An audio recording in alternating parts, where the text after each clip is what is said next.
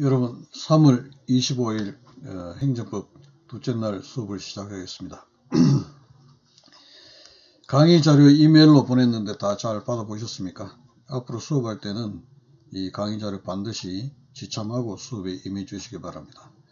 특히 사례 문제 풀이하는 것은 교과서나 이런 데서 없고 여러 교재나 그다음 판례집이나 이런 데서 발췌해서 한기이기 때문에 수업을 하는데 반드시 지참을 하기 바랍니다. 그리고 수업하기에 앞서 가지고 학생들 중에 일부 이제 교재에 관해서 문의를 하는 학생이 있습니다. 어떤 교재든 좋습니다. 제가 저 강의 자료에 편제를 박균성 교수가 쓴 행정법론에 따라서 했기 때문에 박균성 교수님 책을 보면은 수업에 따라가기가 좀 편하다 뭐 이런 건 있습니다만, 여러분이 기왕의 행정법 공부를 이미 하고 있어서 책을 좀 보고 있다면 눈에 익은 책을 보는 것이, 어떤 교수님이 쓴 책이든 간에 그 책을 보는 것이 보더라도 문제는 없다 이렇게 봅니다. 그리고 연도가 좀 지난 책이라고 하더라도 행정법 이론 자체가 크게 달라지는 건 아니기 때문에 크게 대세에 영향을 주는 건 아닙니다. 그래서 보고, 혹시 이제 최근 심판일수록 최근 판례나 법령 변경 이런 것이 이제 반영이 좀 되었겠습니다만, 그런 내용들은 수업하면서 제가 이야기를 할 테니까 큰 문제는 없으리라고 봅니다. 그리고 이제 또 하나는 강의 자료를 보고 하면 충분히 시험 같은 거, 중간 시험이나 기말 시험에 임할 수 있지 않느냐, 따라서 행정법 교과서 교재가 없더라도 상관이 없지 않느냐라고 물어보는 학생이 있는데, 그거는 제가 어떻게 하든지 간에 구입을 하든지 아니면 도서관 대출을 하든 간에 여러분들이 반드시 책을 구해서 읽어보기를 권합니다. 왜냐하면 공부는 결국 여러분들이 하는 것이거든요.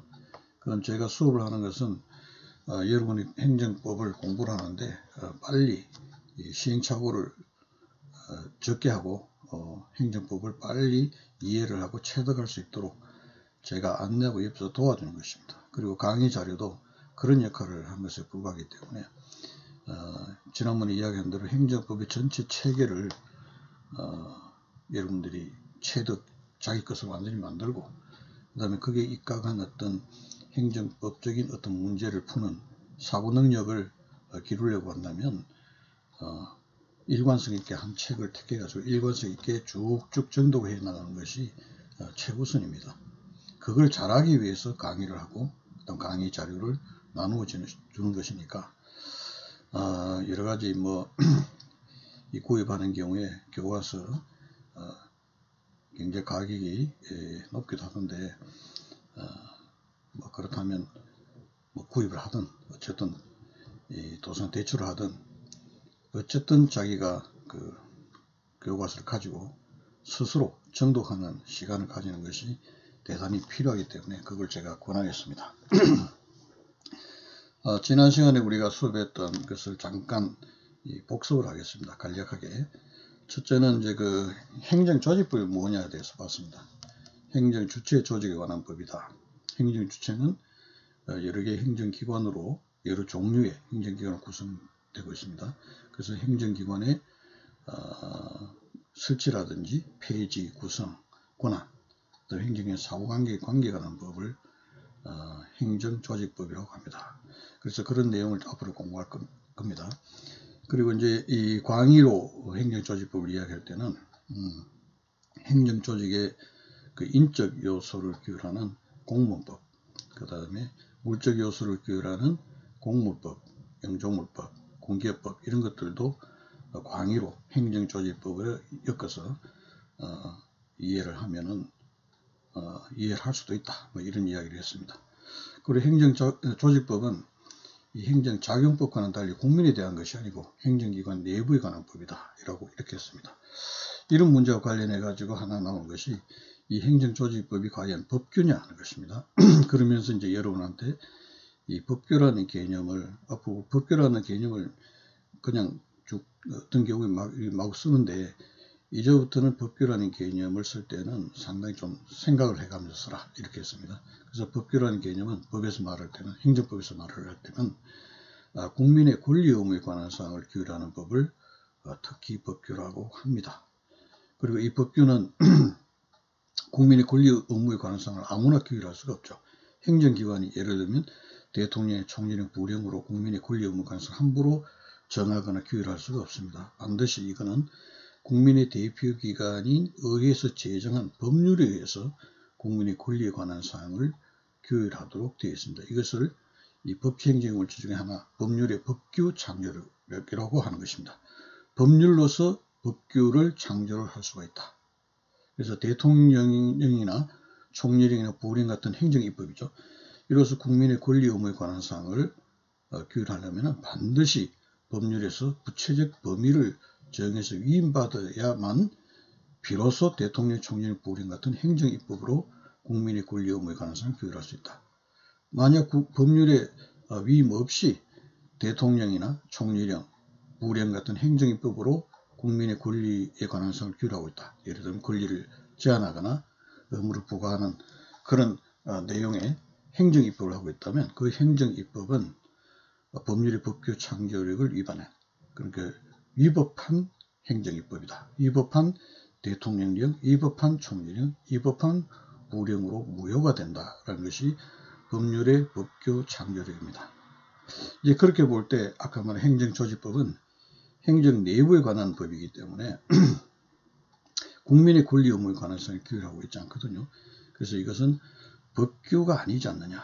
법규가 아니라면 행정조직법으로 뭐 조직에 관한 법을 규율했더라도 그 규범 내용에 따른 위반해서 어떤 조직을 구성하라고 편성하더라도 이거는 위법한 것이 아니지 않느냐 하는 그런 문제가 발생하기 때문에 이제 행정조직법이 법규냐 아니냐 하는 것이 대단히 중요한 문제가 되는데 이거는 행정조직법도 법규라고 봅니다. 그래서 최근에는 아까 말한 국민의 권리 의무에 관한 사항을 규율하는 것을 법규라고 하는 것은 실질적 의미의 법규 개념이고, 그 외에 최근에는 국가나 공동체나 국민에게 중요한 사항은 중요사항 유보설이라고 하는 것인데요. 법률 유보 중에 중요한 사항은 이 법률을 정한다. 역시 이게 이제 형식적 의미의 법규 개념입니다. 그래서 행정조직 그 안에서 포함된 국민의 그 행정조직 권한 같은 것은 국가나 공동체나 국민이 대단히 중요한 내용이기 때문에 법률로서 정해야 된다라고 하는 것이 이제 형식적 의미의 법률이죠. 그런 의미에서 이 행정조직법도 법규 개념에 속합니다. 그래서 헌법에 보면 96조에 행정각부의 설치와 조직과 직무 범위는 법률로서 정한다라고 적이 있거든요. 그래서 이걸 행정조직법정주의라고 하는데 헌법에서 정해놓고 있기 때문에 헌법상의 원칙입니다. 그래서 거기에 따라서 만들어진 그 법률이 정부조직법이고요. 그 정부조직법을 보면 예를 들면 부처청 같은 중앙행정조직은 법률에서 정한다라고 되어 있고, 그 다음에 지방특별행정기관이나 이 차관이나 뭐 국장이나 뭐 이런 실국장 같은 이런 보조기관은 뭐 대통령령으로 정한다라고 되어 있는데 그런 그 기관을 편성을 할 때 그 정한대로 법률이나 대통령령으로 하지 않고 부령으로 어떻게 정했다. 이런 경우에는 아까 말한 행정조직 법정주의에 위반하는 그런 위헌적인 어떤 내용이 되겠죠. 그래서 위법하다라는 평가를 받게 된다는 것입니다. 이제 그게 이제 행정조직 법정주의에 관한 내용이고요. 그 다음에 이제 우리가 그 행정기관에 대해서 쭉 공부를 했습니다. 그래서 여기는 이제 앞으로 개념 정립을 여러분 잘 해야 되는데, 아울러서 국가기관이라는 그런 개념, 그 다음에 행정주체라는 개념, 그 다음에 행정기관이라는 개념, 그 다음에 행정측이라는 개념, 이런 것들을 구분을 하라라고 그렇게 여러분들 이야기를 했죠. 잘 구분하시기 바라고 여기 이제 그 행정기관의 개념은 우리는 이제 주로 뭐 조직법상 개념도 있고 자경법상 개념도 있지만 우리가 주로 다루는 건 국민에게 대한 행정작용이 중요하고 행정작용을 하는 것은 결국 행정권한 행사니까 이 행정권한을 중심으로 해가지고 행정기관의 개념을 봅니다. 그래서 이 행정권한을 행사하는 행정조직 구성단위 이제 이거를 행정기관이라고 이제 보면은 행정권한을 행사한다고 했거든요. 행정권한을 행사하는 행정조직 구성단이 됐기 때문에 행정권한의 개념이 뭐냐 또 이게 중요합니다. 그래서 요거 또 개념들을 여러분 잘 해야 돼요. 권한이라는 것은 행정에 관한 의사결정 권한과 그 결정된 의사를 자기 이름으로 대표시할 수 있는 권한 이렇게 되어 있습니다. 이 권한을 중심으로 해가지고 이제 행정기관의 유형을 이렇게 보는 겁니다. 종류를 보는데 그 행정기관은 여러 가지 종류로 행정주체는 여러 종류의 행정기관으로 구성되는데 그 행정기관을 종류로 보면은 행정청, 그 다음에 보조기관, 보좌기관, 그 다음 의결기관, 심의기관, 자문기관, 그 다음 뭐 집행기관, 감사기관, 또 뭐 그 영조물기관이라고 했습니까? 공기업기관 이런 게 있었죠. 공기업기관, 그 다음 부속기관 이렇게 쭉 이렇게 구성이 됩니다. 그래서 요거를 아까 막 권한 가지고 쭉 보면요. 예를 들면 그 행정기관 제일 중요한 것이 행정청의 개념인데 행정청은 의사결정 권한과 그 다음 그 결정된 의사를 대표시한 권한을 모두 가진 것이 행정청입니다. 예를 들면 법무부를 예를 든다면 법무부 안에서 행정청은 법무부 장관 한 사람밖에 없습니다. 법무부 사무에 관한 의사를 결정하고 이거를 대외에 표시할 수 있는 권한을 가진 것은 법무부 장관 하나, 그 법무부 장관을 행정청이라고 합니다. 그 다음에 행정청이라는 법무부 장관을 도와서 의사결정하고 또 대외 표시하는데 특히 이제 의사결정 도와주는 것이 보조기관이죠. 예를 들면 차관, 그 다음 국장, 과장 쭉 밑으로 개선라인 내려가는 이런 보조기관들은 차관이라든지 법무부 실국장이라든지 과장이라든지 이런 사람들은 의사결정 권한도 없고 자기 이름을 대표시한 권한도 없습니다. 오로지 행정청이 의사결정하고 대표시한 도와주는 보조기관이고요. 그 다음에 이제 법무부 장관에 관한 비서가 있다면 보좌하는 개선 라인이 결제 라인이 있지 않고 옆에서 보좌는 보좌기관, 그걸 보좌기관이라고 합니다. 그 다음에 행정청이 이제 의사결정을 하는데 도와주는 것이 뭐가 있나요? 의결기관은 의사결정 권한은 있습니다. 그 행정청이 이제 대외적으로 어떤 처분을, 대외적 행정작용하는 것 대표는 처분이라고 하거든요. 그 처분을 함에 있어서 어떤 내용의 처분할 것인가 결정하는 것이 의결기관입니다. 모든 경우에 다 의결기관이 있는 것이 아니라 예를 들면 법무부 장관이 법무부의 어떤 소속 공무원에 비위 행위가 있어서 임용권자로서 예를 들면 징계를 하겠다라고 한다면 이게 비위 정도에서 어떤 내용의 징계를 할 것인가 라는 것을 결정하는 것은 의사결정하는 것은 예를 들면 법무부 내에 설치된 징계위원회다 이렇게 됩니다. 징계위원회가 이 경우에는 정직 3개월이 적당하다라고 하면 결정하면 임용권자인 공무원의 직급에 따라 다릅니다만 임용권자인 법무부 장관은 정직 3개월 처분을 구속을 받아서 의사결정 저쪽에서 했으니까 의결기관 했으니까 그대로 정직 3개월 처분을 대외적으로 대표시하는 권한만 법무부 장관이 가지고 있는 거죠. 의결기관이 의사결정 권한을 가지고 있고 대표시하는 권한은 법무부 장관, 행정청이 가진다 이렇게 되는 거죠. 이렇게 나눠져 있다는 거죠. 그 다음에 뭐 심의기관이라든지 자문기관이라든지 이런 것들은 의사결정 권한, 대표시 권한 없고 다만 행정청이 의사를 결정하는데 도움을 주는 기관이죠. 심의를 하고 자문을 해서 이제 이런 기관들이 있다. 그 다음에 뭐 집행기관 같은 경우에는 뭐 그런 것 없이 사실상 어떤 행위를 하는 거, 그 이제 이런 조직들이 있습니다. 그래서 이런 것들이 이제 중요하다라는, 그래서 여러분들 이야기했지만, 앞으로 행정주체라는 개념, 행정기관이라는 것, 그 다음에 행정기관 중에서도 가장 중요한 행정청, 그 외에 여러 어떤 종류의 행정기관이 있는가, 이런 것들을 구분을 좀 하기 바랍니다. 그래서 앞으로 개념 나오면 구분을 해야 됩니다. 행정주체라는 것은 국가가 행정을 하면서 나올 때 행정주체가 되는 것이고, 국가가 사법기관이 될 때는 사법주체가 되는 것이고, 그다음 국가가 입법행위를 할 때는 입법주체가 되는 것입니다. 그래서 국가가 예를 들면 행정주체로 나올 때 국가가 행정주체죠. 이제 그런 개념이고. 그래서 국가기관이 이렇게 이야기될 때는 입법기관, 사법기관, 행정기관 이렇게 여러분들이 그런 거를 이제 국가기관이라고 나누고, 행정주체는 국가가 행정을 하면서 나왔을 때 그거를 국가를 행정주체라고 한다. 그 행정주체는 수개의 다양한 종류의 행정기관으로 구성되어 있고, 그 행정기관 중에서 가장 중요한 것이 행정청이다. 이렇게 이제 이런 개념을 정리해 두시기 바랍니다. 그 다음에 이제 행정측의 권한이 있습니까? 아까 행정조직법정주의 이야기했지만, 행정조직법정주의 안에서 중요한 것이 행정권한법정주의입니다. 요거 이야기할 때 지난 시간에 이야기를 했을 것 같은데, 좀 이렇게 복습이 길어집니다만, 우리 행정법 공부하면서 가장 기본적인 개념이 법치행정의 원칙이거든요. 법치행정 원칙. 그 법치행정의 원칙은 이 세 가지 개념을 가지고 있다고 했습니다. 하나는 첫째, 아까 이야기한 대로 국민의 권리 의무에 관한 사항, 그걸 법규라고 하는데, 이 법규는 법률로서 창조되어야 한다. 법률로서 법률의 법규 창조력.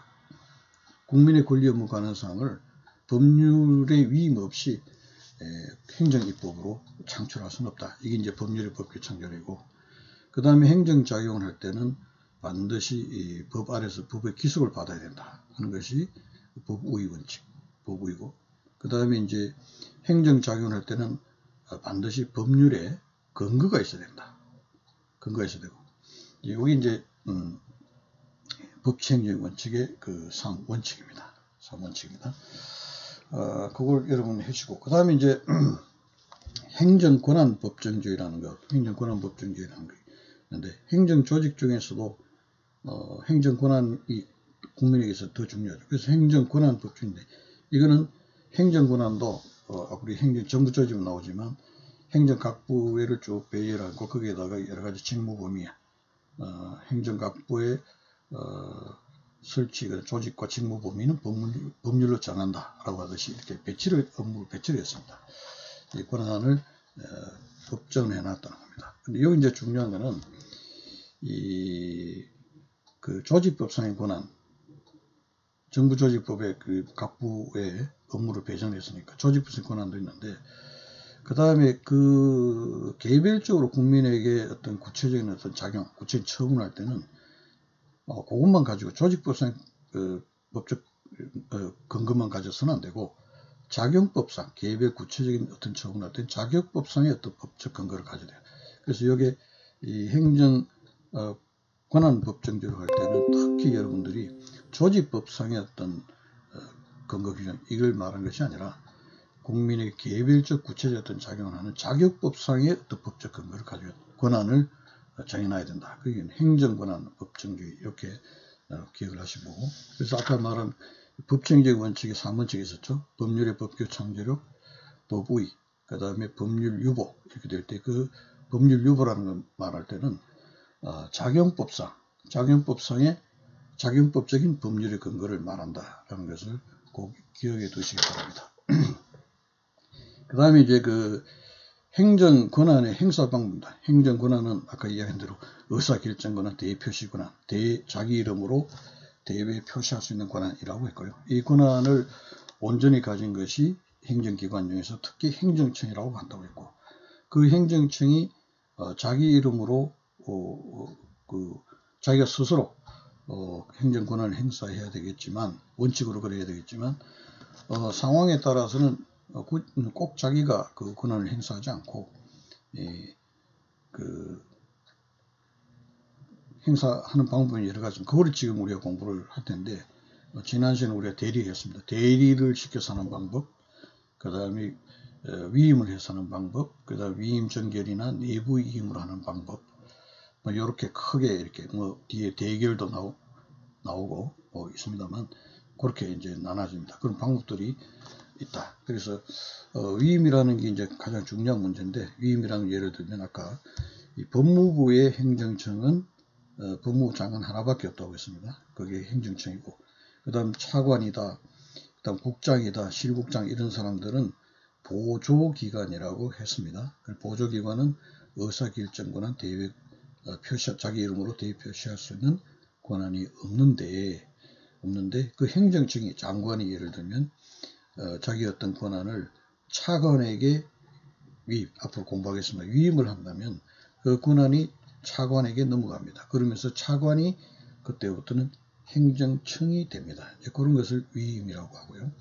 이게 가장 중요한 개념인데, 그 앞에 이제 앞서서 우리가 대리라는 에 대해서 공부를 했습니다.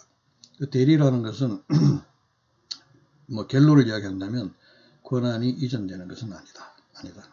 이거 이제 그 권한 행사 방법과 관계에서 여러분 할 때는 지금 말한 행정 조직, 행정 권한 법정주의와 관계해 가지고 이런 게 법률에 근거 없이 할 수 있는가 이제 이런 걸 보는 거예요. 그게 이제 중요한 문제가 됩니다.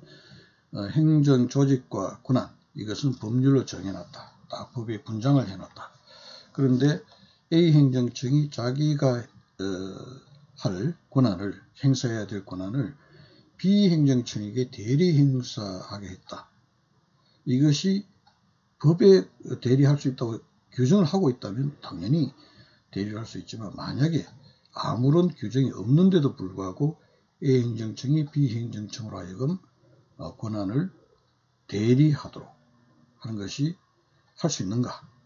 법률의 근거가 없이 그렇게 할 수 있는가라고 하는 겁니다. 그럼 법률 근거 없이 하는 경우에 이것이 행정 권한 법정주의하고 충돌하는 것이 아닌가 하는 이런 문제가 중요한 거죠. 여기서 이제 지난 시간에 우리가 대리까지 공부를 했는데, 대리는 어떻습니까? 예를 들면 A 행정청이 B 행정청에게, A 행정청이 자기 권한을 자기가 행사하지 않고 B 행정청에게 대리권을 부여를 합니다. 그러면 B 행정청이 대리관청이 되고 대리청이 되고 A 행정청은 피대리관청이 되는 거죠. 그러면 이제 B 행정청이 대리권 부여받았으니까 권한을 행사할 때 B 행정청 자기 이름으로 권한을 행사합니다.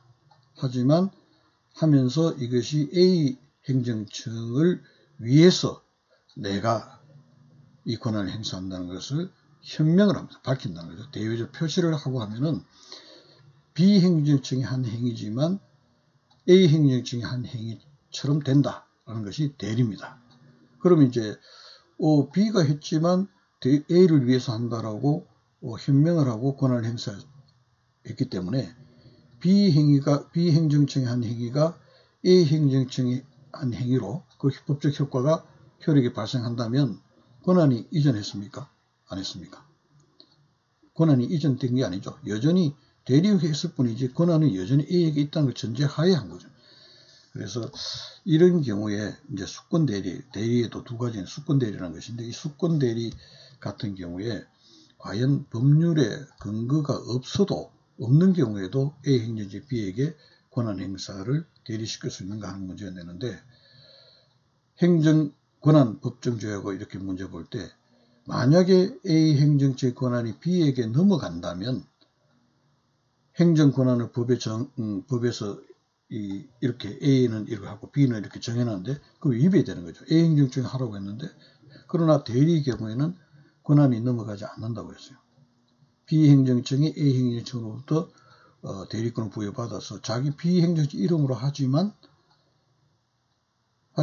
A를 위해서 한다고 하고 현명을 하고 권한을 행사하면은 B 행정청이 자기 이름을 하지만 그 행위는 A 행정청의 행위와 같은, A 행정청이 그 권한 행사한 것과 같은 법적 효력이 발생한다고 되어 있으니 권한은 여전히 A에 있는 것이죠. 그러면 권한이 예전되지 않기 때문에 다른 그 소수설이 있지만 다수설은 권한이 이전되지 않는 것이니까 법률의 근거가 없어도 A 행정청이 B 행정청에게 권한을 대리시킬 수가 있다라고 하게 되는 것입니다. 그게 지난번에 이야기한 대리 부분이고요.